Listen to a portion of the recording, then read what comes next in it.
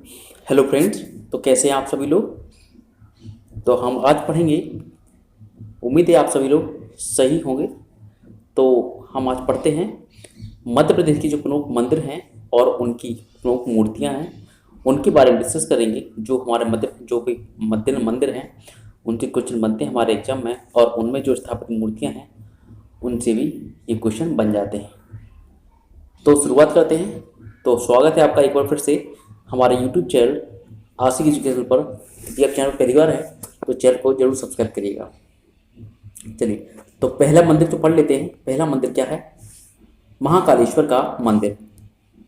कौन सा है? महाकालेश्वर का मंदिर। ये कहाँ पर है? उज्जैन में है। ये सभी जानते हैं। जो कुंभ का मेला कहाँ लगता है? हमारे उज्जैन में लगता है। तो उज्जैन में ही हमारा कौन सा मंदिर होगा? महाकालेश्वर मंदिर है। याद रखिएगा। यहाँ पर बात करते हैं। जो यहाँ पर 12 जो ज्योतिर्लिंग बने हुए हैं उनमें से प्रमुख एक है महाकालेश्वर। ये कहाँ पर है? उज्जैन में है, मध्य प्रदेश में। और ये महाकालेश्वर भगवान वहाँ पर स्थित है। महाकालेश्वर मंदिर है ये, उनकी मूर्ति वहाँ पर स्थापित है। याद रखिएगा, बहुत ही इंपॉर्टेंट है ये महाकालेश्वर मंदिर। इतना याद रखना है। ये कहाँ पर है? उज्जैन में है। याद रखिए। नेक्स्ट पढ़ लेते हैं। उदयेश्वर मंदिर। ये कहाँ पड़ता है हमारे? ये हमारे बीना और विदिशा के मध्य में पड़ता है। याद रखें, बीना और विदिशा के मध्य में पड़ता है उदयेश्वर मंदिर। चलिए, और एक बात करते हैं। ये विदिशा से लगभग 20 कोस दूरी पर है। तो ये धार राज्य के जो परमार वंशी राजा थे, कौन से? उदयित थे। उनके समय से ये काफी विकास हुआ था। तो उन्हीं के नाम पर ये उदयित यानी उदयेश्वर मंदिर का नाम पड़ा। याद रखिएगा। तो ये इंपोर्टेंट है। बीना और विदिशा के मध्य में ये उदयेश्वर मंदिर स्थापित है। याद रखिए, इंपोर्टेंट है। विदिशा से जो है 20 कोस लंबा है दूरी पर से। अब है ओमकारेश्वर मंदिर। ये हमारे कहाँ पड़ता है? ये हमारे खंडवा जिले में। ओमकारेश्वर, ये हमने बताया था कि शंकराचार्य की गुफाएं कहाँ पड़ती हैं? ओमकारेश्वर में पड़ती हैं। तो ये ओमकारेश्वर में जो मंदिर कहाँ पड़ता है? ये हमारे खंडवा जिले की। ओमकारेश्वर कहाँ पड़ता है? खंडवा में ही पड़ता है। याद रखिए, खंडवा जिले का जो जगह है ओमकारेश्वर, वहीं पर हमारी जो शंकराचार्य की गुफा है वहीं पर पड़ती हैं। और जो हमारे ओमकारेश्वर जो मंदिर है ये हमारा खंडवा जिले में ही पड़ता है। और इसको बता दें कि जो नर्मदा नदी के बीच से मंधाना या शिवपुरी नाम के द्वीप पर स्थित है। ये नर्मदा नदी के बीच में जो मंधाना एक द्वीप बना हुआ है, या उसका नाम शिवपुरी नाम से जो द्वीप बना है उसी का नाम है क्या? ये हमारा नर्मदा नदी की बना हुआ है, उसका है मंधाना। ये खंडवा जिले में स्थित है। चलिए, आई होप आप लोग को समझ में आ रहा होगा। तो वीडियो को एक बार जरूर लाइक कर दीजिए। चलिए, तो ये भगवान शिव के 12 ज्योतिर्लिंगों में से एक है। यहाँ पर भी है, और हमारे जो हम उज्जैन में है वहाँ पर भी एक है, 12 में से एक। चलिए, और बात कर लें कि जो नर्मदा कावेरी का जो संगम कहलाता है, यही हमारा कहलाता है। क्या कहलाता है? कि जो कावेरी ओमकार पर्वत का चक्कर लगाते हुए संगम पर वापस नर्मदा जी से मिलती है, और इसे ही क्या कहते हैं? नर्मदा कावेरी का संगम कहते हैं। याद रखिए, बहुत ही इंपॉर्टेंट क्वेश्चन बनते हैं यहाँ से। चलिए, नेक्स्ट है हमारा ककरहा नाथ मंदिर। ये हमारा कहाँ पड़ता है? ककरहा नाथ मंदिर। ये कहाँ पड़ता है? हमारे रीवा जिले में पड़ता है। ये रीवा जिले के कहाँ पड़ता है? ये सिरमौर है। रीवा जिले में जो तहसील पड़ती है सिरमौर, वहीं के उसके अंतर्गत जो हमारे गांव आता है मऊ है, जहाँ पर ये हनुमान जी का मंदिर है। ये ककरहा नाथ की मंदिर कहाँ है? ये हमारे महू में है, जो हमारे रीवा जिले में अंदर पड़ता है। ये रीवा जिले में कहाँ पर?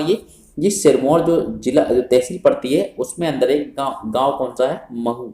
तो वहीं पर ये मंदिर किसका है? तो आ जाता है, ये हनुमान जी का मंदिर है। ये लगभग 150 साल पुराना है ये मंदिर। याद रखिएगा, लगभग 150 साल पुराना है। कहाँ पर स्थित है? ये ककरहा नाथ मंदिर है। ये कहाँ पर है? रीवा में स्थित है। याद रखिएगा। चलिए, नेक्स्ट मंदिर देख लेते हैं। काल भैरव मंदिर। ये काल भैरव मंदिर काल का मंदिर, और ये महाकालेश्वर मंदिर और कालिका गुफा ये हमारे कहाँ पर है, उज्जैन में ही है। याद रखिएगा उज्जैन है ये हिंदुओं का एक तीर्थ स्थल है, यहाँ पर मंदिर है हिंदू देवता भैरव को, ये यानी कि जो भैरवनाथ हैं वही स्थल इन पर बसे हुए हैं। काल भैरव मंदिर, क्यों भैरव का मंदिर है तो वही कहाँ पे होगा, ये उज्जैन में है। याद रखिएगा इंपोर्टेंट है। जो हमारे महाकालेश्वर है, महाकालेश्वर मंदिर ये कहाँ, उज्जैन में ही है। और ये जो कालिका गुफा है ये भी हमारे उज्जैन में है। और कालिका महल ये भी हमारे उज्जैन में ही है। याद रखिए, और काल भैरव मंदिर ये भी हमारे उज्जैन में ही स्थित है। याद रखिए इंपोर्टेंट है। और यहाँ पर बता दें कि जो महाकाल मंदिर है यहाँ से 5 किलोमीटर दूरी पर स्थित है। चलिए नेक्स्ट की बात कर लेते हैं। जैसे कि हमने बताया था कालिया देह महल, ये हमने अभी बताया कि कहाँ पर है, उज्जैन में ही है। इस तरह से आप याद रख सकते हैं, सभी को एक साथ रिलेट करके आप याद रख सकते हैं। चलिए तो कालिया देव भवन की बात कर लेते हैं। ये उज्जैन में स्थित है। उज्जैन से उत्तर की ओर 6 मील दूरी पर ये क्षिप्रा नदी के एक द्वीप पर बना हुआ है। क्षिप्रा नदी ऐसी बहती हुई है तो यहाँ पर एक द्वीप बना हुआ है, वहीं पर ये टापू की तरह ये खड़ा हुआ है। कौन सा, कालिया देव महल या मंदिर की बात करें तो वही एक ही बात हुई है। तो बात करते हैं, यह महल खंडहरों में बदल गया, यानी कि बहुत पुराना हो चुका है। और यह नदी में जो कुंड बने हुए हैं, यह नदी में जो कुंड बने हैं उन्हें 25 कुंड के नाम से जाना जाता है। 52 कुंडों के नाम से जाना जाता है। जो इस नदी में जो कुंड बने हुए हैं वहां पर कितने हैं, कुल 52 कुंडों के नाम से जाना जाता है, क्योंकि वहां पर कुल संख्या कितनी है, 52 कुंड के हैं। यहाँ पर सूर्य मंदिर व नवग्रह मंदिर भी है। यहाँ पर कहाँ पर, कालिया देव उज्जैन में। याद रखिएगा इंपोर्टेंट है।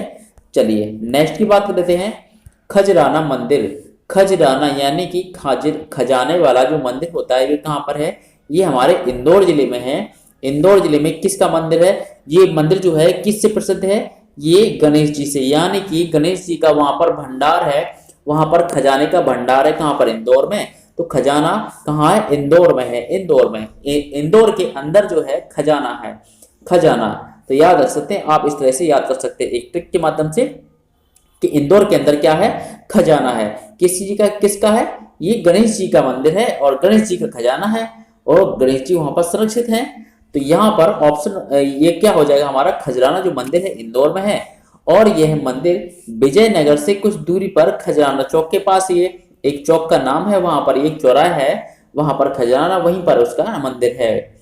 चलिए खजराना मंदिर, ये गणेश जी की मूर्ति वहां पर स्थापित, याद रखिएगा। इसका निर्माण किसने करवाया था, तो अहिल्याबाई होलकर ने करवाया था इसका निर्माण। अहिल्याबाई होलकर जो हैं इन्होंने एक खजराना जो इंदौर में ही है, इंदौर में ही इनका निर्माण कराया था, याद रखिएगा।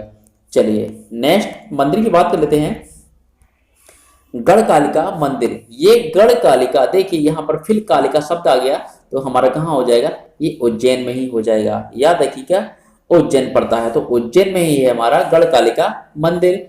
तो ये हमारा गढ़कालिका, यहाँ पर बात करते हैं गढ़कालिका, गढ़ कालिदास गढ़कालिका देवी के उपासक थे, यानी कि कालिदास जो है उनके बहुत अच्छे भक्त थे, उपासक थे। ये प्रत्येक वर्ष कालिदास समारोह के आयोजन के पूर्व माँ कालिका की आराधना की जाती है। जब भी कालिदास समारोह होता है उसके पहले कालिका जो माता है वहां पर मंदिर है, उनका क्या किया जाता है, उनकी पहले पूजा अर्चना की जाती है। तो ये गढ़ कालिका मंदिर कहाँ पर है, उज्जैन में स्थित है। चलिए नेक्स्ट मंदिर है उसकी बात करते हैं, गोपाल मंदिर। ये कहाँ पड़ता है हमारा, ये हमारे झाबुआ में पड़ता है, झाबुआ। गोपाल मंदिर कहाँ पड़ता है, ये हमारे झाबुआ जिले में पड़ता है। तो ये प्रसिद्ध है किसके लिए, हिंदू मंदिर है एक तरह से, ये याद रखिएगा इंपोर्टेंट है। यहाँ पर ये बनता है, याद रखिए इंपोर्टेंट है, ये बहुत ही ज्यादा इंपोर्टेंट। गोपाल मंदिर कहाँ पड़ता है, ये झाबुआ में पड़ता है।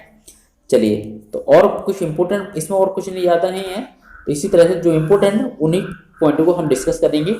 चलिए अगला है ग्यारसपुर मंदिर। ये हमारे कहाँ पड़ता है, ये हमारे विदिशा में पड़ता है, विदिशा में, विदिशा से पूर्वोत्तर दिशा है, वहां से 23 मील की दूरी पर ये पहाड़ी की ऊपर बसा हुआ है, पहाड़ी के ऊपर बसा हुआ है। ये किसका मंदिर है, बौद्ध जैन और ब्राह्मण, ये तीनों संप्रदायों से ये प्रभावित है। यानी यहाँ पर तीनों संप्रदायों की यह मंदिर बना हुआ है।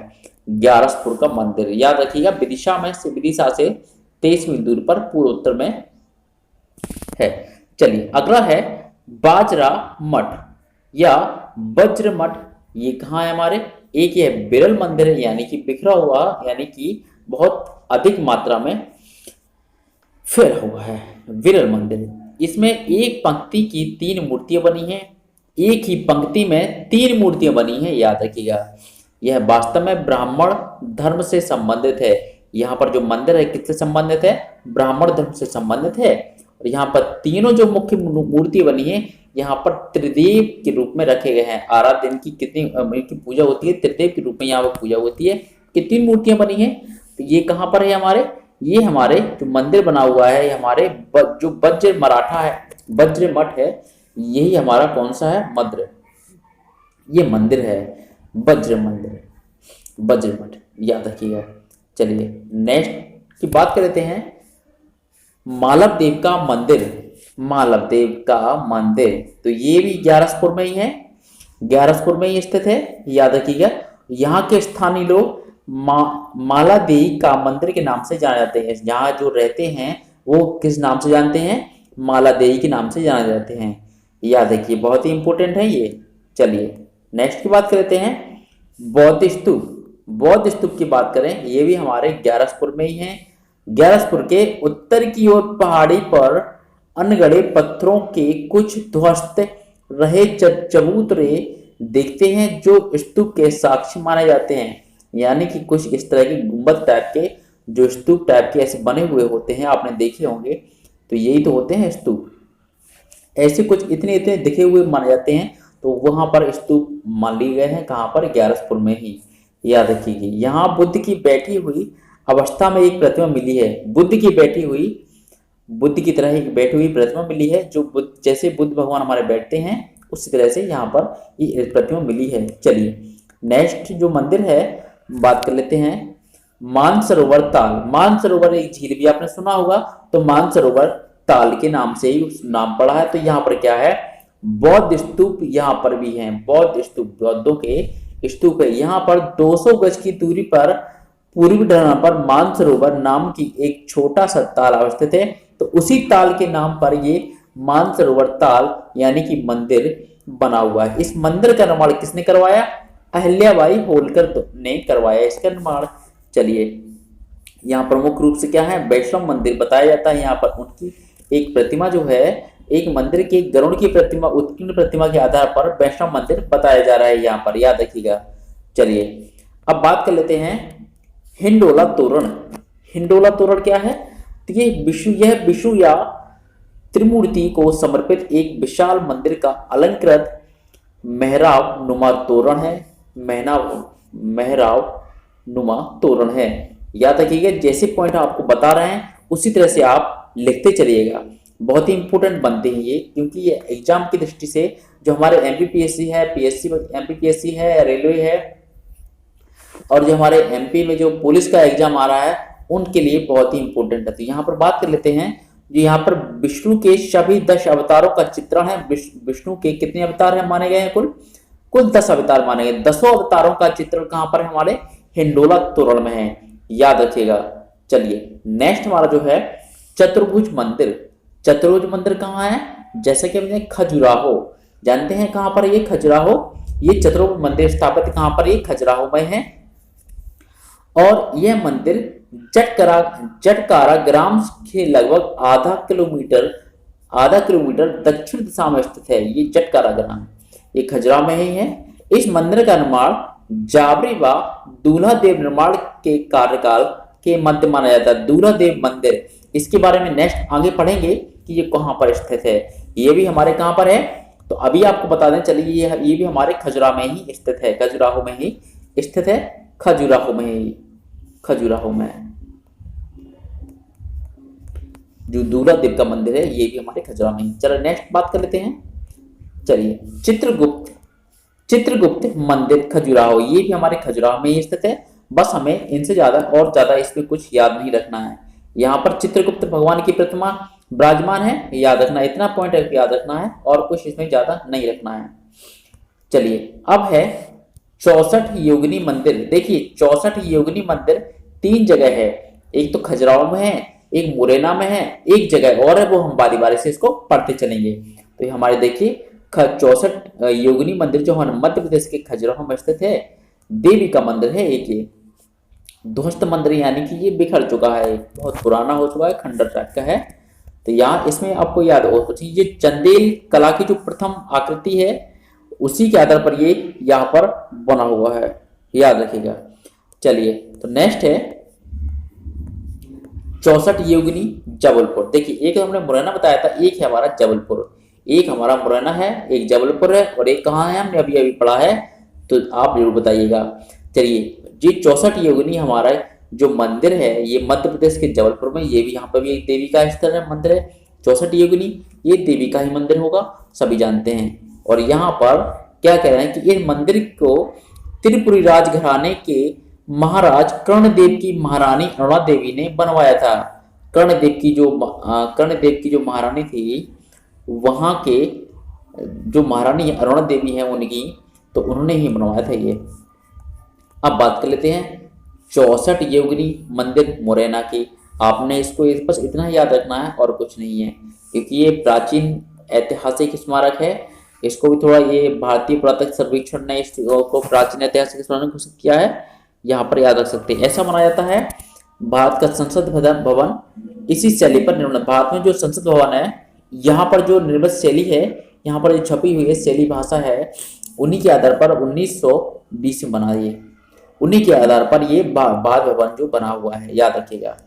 चलिए मुरैना जिले में स्थित है, मुरैना के स्थित है यार। अब है जाबरी मंदिर। जाबरी मंदिर कहाँ पर है ये हमारे, ये कंदरिया महादेव मंदिर के बाद बनने वाली जवारी मंदिर में शिल्प की उत्कृष्ट है, याद रखिए। चतुर्भुज मंदिरों के मध्य निर्धारित किया जा सकता है, ये आदिनाथ और चतुर्भुज मंदिरों के निर्माण में।